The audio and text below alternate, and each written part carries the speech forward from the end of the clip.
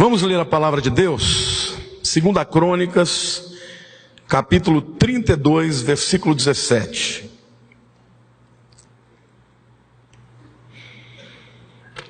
Senaqueribe escreveu também cartas para blasfemar do Senhor Deus de Israel e para falar contra ele, dizendo: assim como os deuses das nações de outras terras não livraram o seu povo das minhas mãos, assim também o Deus de Ezequias não livrará o seu povo das minhas mãos.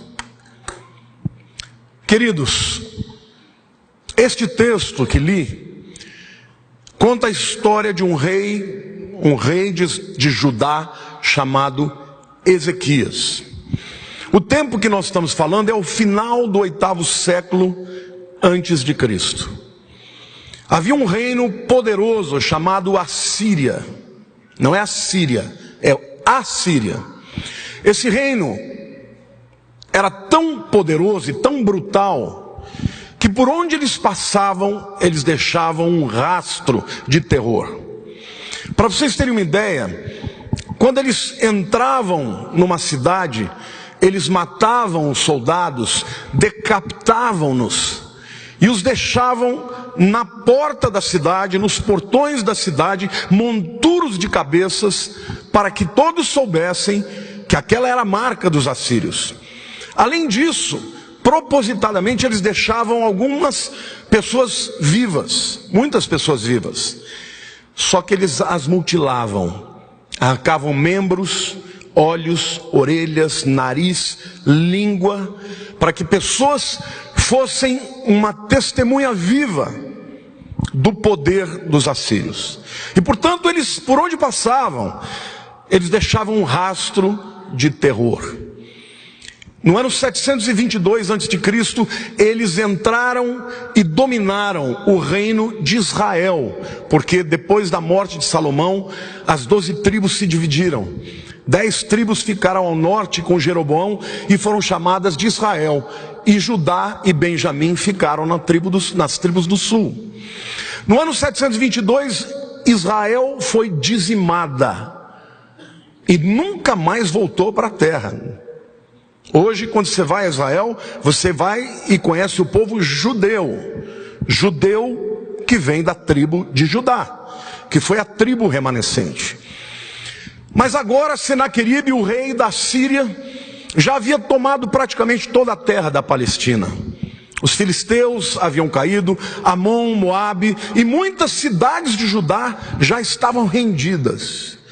O último reduto de resistência era Jerusalém, uma cidade murada. E aí então Senaqueribe vem e sitia a cidade, cerca a cidade com seu exército de centenas de milhares de soldados. Imaginem o coração, a alma, o espírito do povo que estava lá dentro. Não podia sair porque morria, e sitiados, a comida ia acabar. Então eles estavam ali aguardando duas coisas: ou uma intervenção sobrenatural de Deus, ou a morte, porque em algum momento eles teriam que sair e lutar contra Senaqueribe. Se não bastasse tudo isto, o sítio de Jerusalém, a situação vergonhosa do povo encurralado dentro das suas próprias cidades, dentro dos seus próprios muros, Senaqueribe envia cartas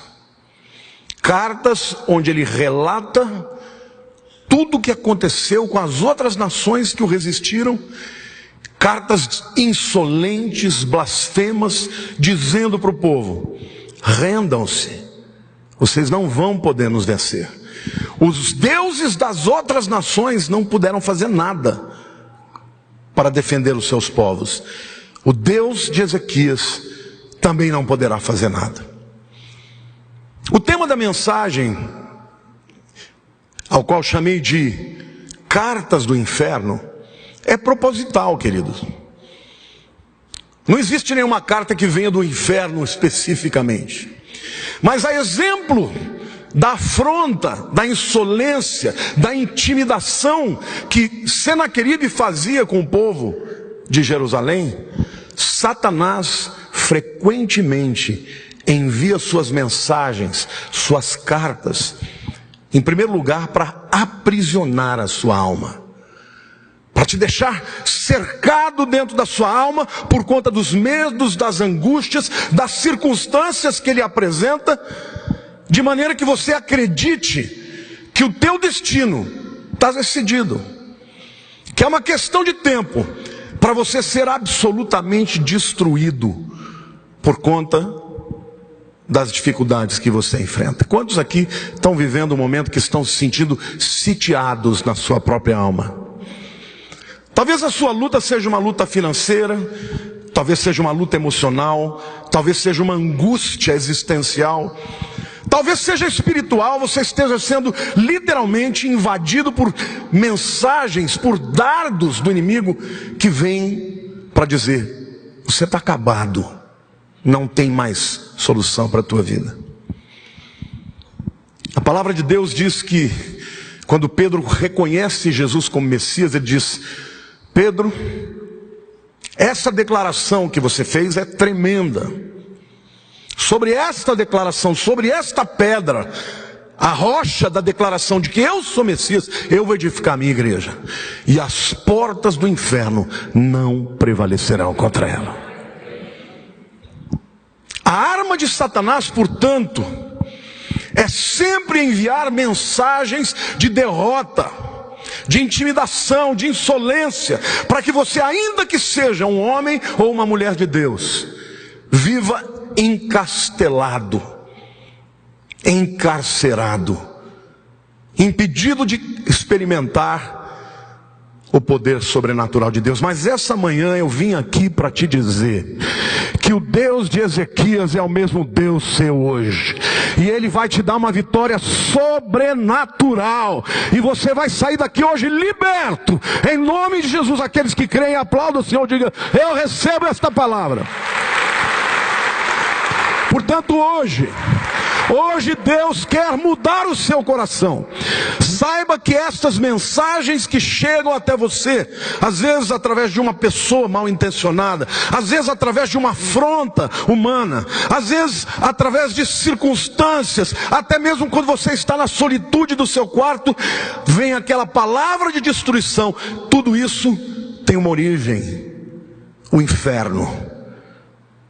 Mas hoje você vai aprender na palavra de Deus que Deus é um Deus sobrenatural. Eu quero começar falando sobre a circunstância em que o ataque aconteceu. Capítulo 32 de 2 Crônicas, no versículo 1, a Bíblia diz assim: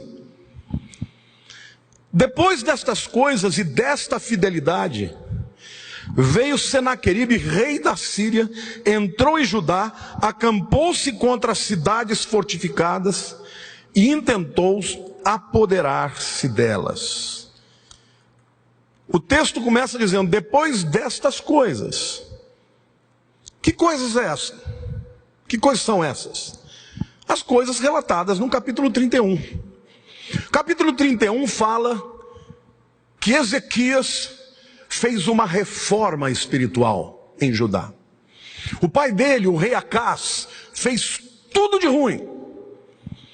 Acabou com a adoração no templo, fechou o templo, espalhou por toda a cidade altares aos deuses pagãos, e acabou literalmente com a adoração ao Deus verdadeiro, ao Deus de Israel. Quando Ezequias passa por essa transformação, pelo entendimento de que aquilo era pecado, ele santifica a sua vida, e como rei, ele quebra os altares, ele abre de novo o templo, estabelece a adoração nos turnos de sacerdotes. E a Bíblia diz, começa dizendo: depois destas coisas e desta fidelidade. Literalmente, a Bíblia diz que Deus se agradou de Ezequias. Eu estou dizendo isso porque tem muita gente aqui que está vivendo esse processo de santificação, que está deixando de lado as coisas que desagradam a Deus, que está passando por um processo de santificação profundo. E mesmo assim, quando passa por esse processo, vem a afronta. E aí o inimigo diz assim: olha, não adianta nada que você está fazendo, Deus não está te aceitando, porque por mais que você faça a vontade dele, veja como a tua vida está destruída. Quantos já sentiram esse tipo de afronta e de acusação do inimigo? Pois eu quero te dizer, querido, quando você passa por processo de santificação, o inimigo vai se levantar contra a sua vida. Não significa estar passando por uma dificuldade, por uma luta, que você esteja em pecado. Repita comigo assim, diga assim: eu passo hoje por um processo de santificação. A minha vida está consagrada a Deus. Diga assim: por isso eu resisto Satanás. Querido, ainda que ele vem para cair. Deus sabe qual é a tua luta, mas a palavra de Deus diz assim: ainda não resististes até o sangue. Quantos aqui vão resistir Satanás o quanto for necessário e vão dizer: eu não recuo, eu não vou fazer a vontade da carne, eu vou fazer a vontade do Espírito Santo na minha vida, amém, irmãos? Glória a Deus!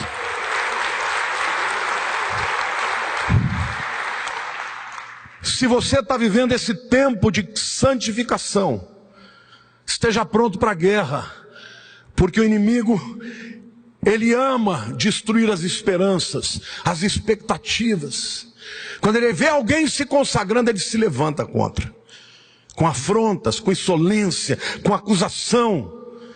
O objetivo dele não é só te encastelar, te fechar na sua alma, é entrar na sua vida, roubar, matar e destruir. Em 2 Reis, capítulo 18, versos 14 a 16, que é um texto paralelo da mesma situação, a gente reconhece a insolência do inimigo. Porque o que aconteceu aqui, irmãos, foi o seguinte: o Ezequias era um rei, ele era humano, e ele tinha que tomar alguma atitude humana. Então a primeira coisa que ele fez foi mandar cartas para o rei, dizendo: olha, para que você quer me destruir? Eu posso ser muito mais importante para você, existindo como rei. Eu estou disposto a te pagar tributos. Pede o que você quiser que eu pago, mas me deixe em paz aqui. Eu não estou te fazendo mal nenhum. Eu não tenho nenhuma intenção de ir até onde você está para te destruir. Olha o que o texto diz. Então Ezequias, rei de Judá, enviou mensageiros ao rei da Síria, a Laquis, uma cidade de Judá, dizendo: errei, retira-te de mim. Tudo que me impuseres suportarei. Então o rei da Síria impôs a Ezequias, rei de Judá, 300 talentos de prata e 30 talentos de ouro. Deu-lhe Ezequias toda a prata que se achou na casa do Senhor e nos tesouros da casa do rei. Foi quando Ezequias arrancou das portas do templo do Senhor e das ombreiras o ouro de que ele, rei de Judá, as cobrira, e o deu ao rei da Síria. Ele fez, em primeiro lugar, o que era natural. O que você quer para parar de me importunar? Eu quero tanto. Ele deu. Resolveu? Olha para o teu irmão e diga: não adianta querer negociar com o diabo. Muitas vezes você quer negociar com o inimigo, e ele não vai ceder, porque o objetivo dele é te destruir. É que nem Israel querer negociar com o Islã. Não tem acordo, irmãos. O desejo deles é exterminar Israel. Pode fazer acordo, a ONU pode pedir todo tipo de acordo, mas não tem acordo. Eles querem acabar com a existência de Israel. É a mesma coisa que eu digo para você hoje: não queira negociar com o inimigo, porque ele não vai parar, ele vai tomar o que você deu e ainda assim vai continuar se levantando para te destruir. Declare assim: decisões humanas não vão segurar o inimigo.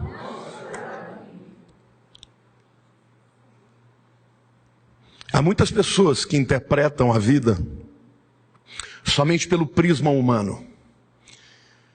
Você está passando por uma luta muito grande, aí você começa a entender que são coisas naturais.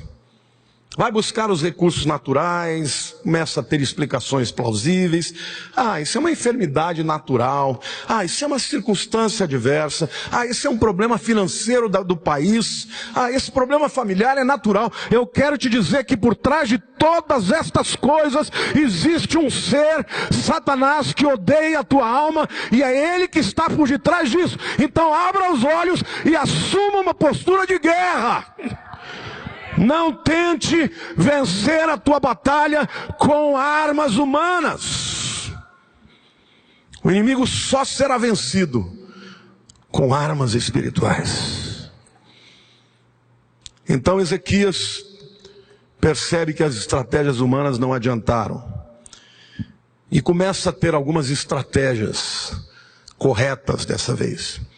No versículo 3, o texto diz: resolveu, de acordo com os seus príncipes e os seus homens valentes, tapar as fontes das águas que havia fora da cidade, e ele os ajudaram.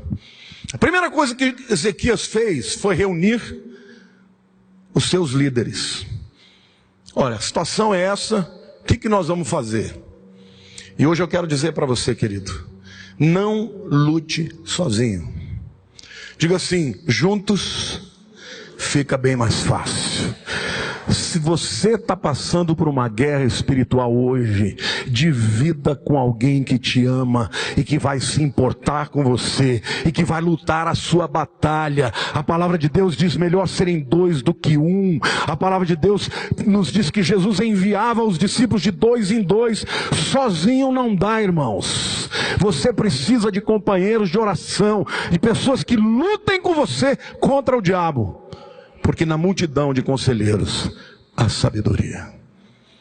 Comece com um, mais um. Depois, se puder, reúna um pequeno grupo e orem, porque Deus vai dar solução. Olhe para a pessoa e diga para ela: Deus quer te dar companheiros de oração. Outra coisa que ele fez, o texto diz, no versículo 3 que lemos: resolveu, de acordo com os seus príncipes e os seus homens valentes, tapar as fontes de águas que havia fora da cidade, e eles os ajudaram.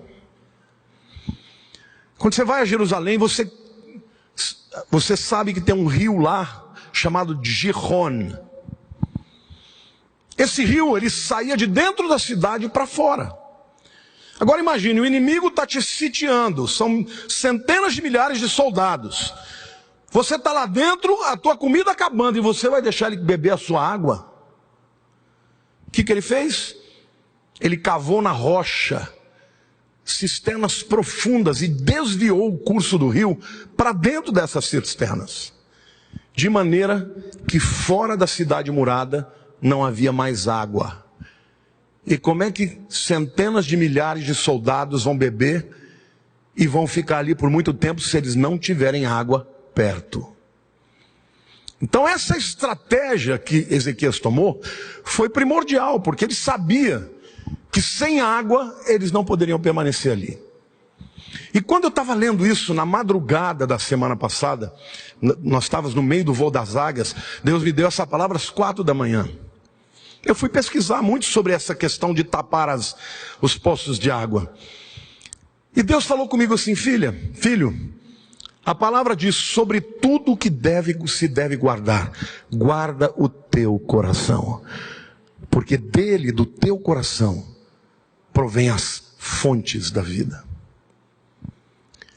E Deus falou comigo assim: sabe do que Satanás se alimenta?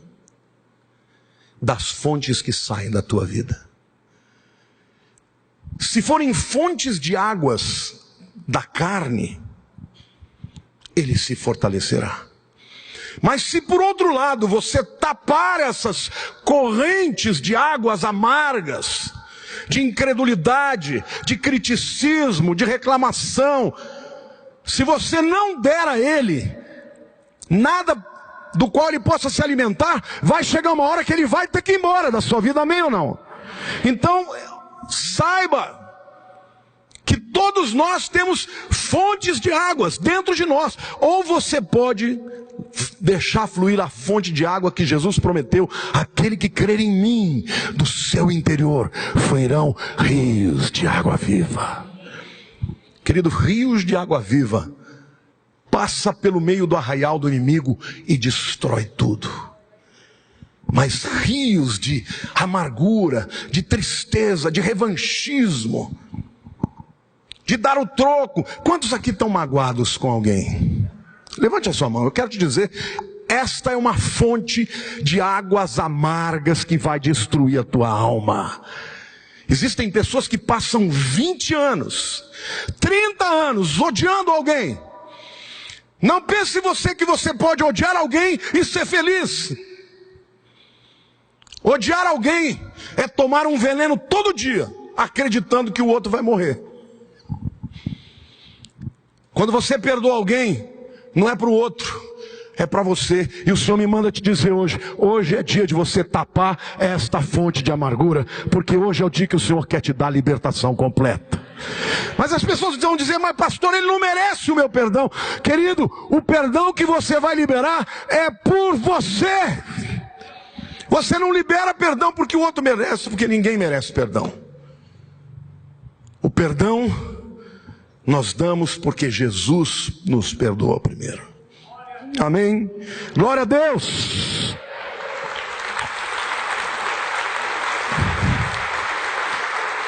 Provérbios 4:23 diz: sobre tudo que se deve guardar, guarda o coração, porque o coração é a coisa mais importante na tua vida.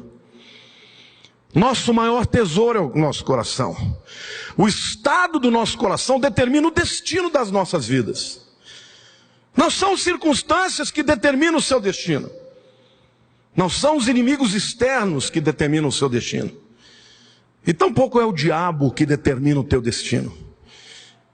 Quem determina o teu destino é o seu coração. As saídas, as fontes de vida estão no coração.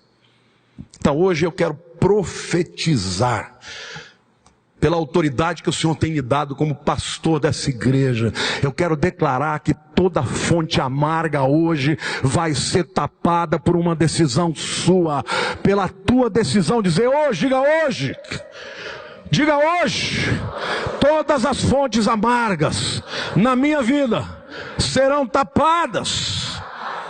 Tiago 1:19-20, a palavra diz assim: sabeis estas coisas, meus amados irmãos. Todo homem, pois, seja pronto para ouvir, tardio para falar, tardio para se irar. Por quê? Leia comigo, diga: porque a ira do homem não produz a justiça de Deus. Você está com vontade de dar o troco? Saiba que dar o troco alimenta o inimigo. Satanás se alimenta da obra da carne. Toda carnalidade, contendas, manipulações, feitiçarias, estratégias humanas alimentam o inimigo e fortalece o cerco da sua alma. Você quer que o inimigo vá embora, meu irmão? Tape as fontes que o alimentam. Perdoar é uma questão de inteligência. Reter o sentimento é burrice, é abrir brechas para o inimigo. Ezequias tapou as fontes. Não pense que você vai alimentar o seu ódio e permanecer uma bênção. Não pense que você vai alimentar a sua vingança e ser feliz.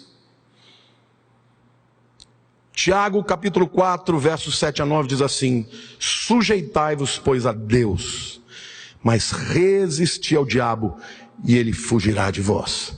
Chegai-vos a Deus e ele se chegará a vós outros. Purificai as mãos, pecadores, e vós que sois de ânimo dobre, limpai o coração, afligi-vos, lamentai e chorai, converta-se o vosso riso em pranto e a vossa alegria em tristeza. Humilhai-vos na presença do Senhor e ele vos exaltará. Aqui é uma promessa de Deus. O cerco está grande, Satanás está sitiando a sua alma. Sujeite-se a Deus, não a carne, não a tua vontade, não o desejo de dar o troco. Sujeite-se a Deus. Obedeça. Obediência não é porque eu sinto que eu tenho vontade. Obediência é porque eu sei que o que Deus tem para mim é o melhor. Quando você se sujeita a Deus, você resiste ao diabo, ele não tendo fontes de águas das quais se alimentar, ele vai fugir de você. Põe a mão no ombro da pessoa do teu lado e diga: meu querido irmão,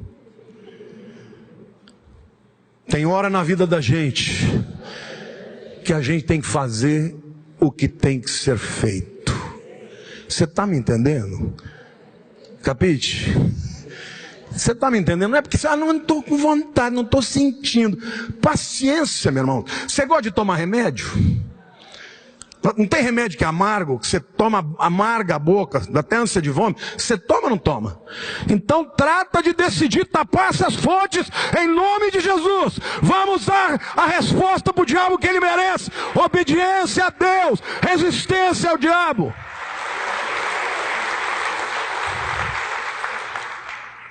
Em terceiro lugar, ele cobra ânimo do povo.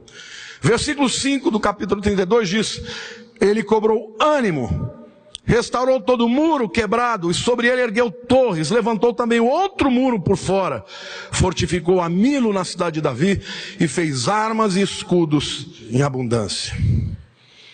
Quando o inimigo se levanta contra a nossa vida, a tendência é a gente ficar abaladinho. Ai, não quero mais ir na igreja. Ah, vou largar esse negócio de ser crente. Toda vez que Deus levanta uma pessoa para que vença uma batalha, Ele manda ter um ânimo diferente. Deus falou para Josué: ser forte e muito corajoso. Não te mandei eu. Deus está dizendo: eu sou contigo, assim como fui com Moisés, vou ser com você. Mas você trate de levantar essa cabeça, meu irmão. Olhe para a pessoa do teu lado e diga: trate de levantar a cabeça. Querido, a derrota não é uma opção. Se você é de Jesus, Ele quer te dar vitória. Agora tem que resistir, porque a guerra vai se levantar contra a tua vida. Amém ou não? Amém, irmãos? Ânimo. Você não está sozinho. Ah, pastor, mas a crise. Querido, Deus não tem crise. A crise está em você, não está em Deus. A crise pode estar nas circunstâncias, mas não está em Deus. E Deus está pedindo para você ânimo. Ele tomou medidas concretas de proteção. Fechou as brechas da muralha que existia, construiu outra brecha, mais externas. Fez armas, escudos, porque esse é um outro detalhe, gente. Deus não vai fazer o que você tem que fazer. Você não pode fazer o que Deus vai fazer. Mas você tem que fazer a tua parte. É muito comum pessoas que estão encasteladas, aprisionadas na alma, quererem desistir da vida.